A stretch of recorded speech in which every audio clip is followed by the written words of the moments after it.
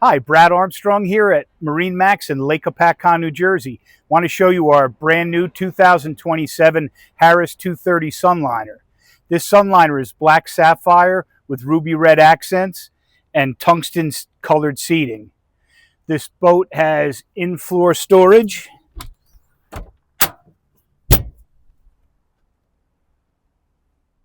Also, what's new on this brand new design Sunliner is the transparent door, as you can see.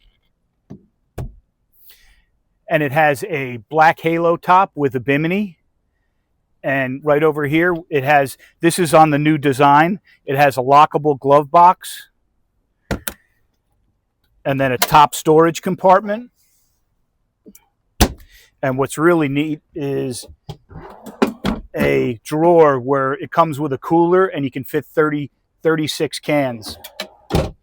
And underneath is a place where you can put your flip-flops, your sneakers, or your sandals, which is a new design. It comes with, this boat comes with two helm chairs, and we have a single lounger chair which you can adjust.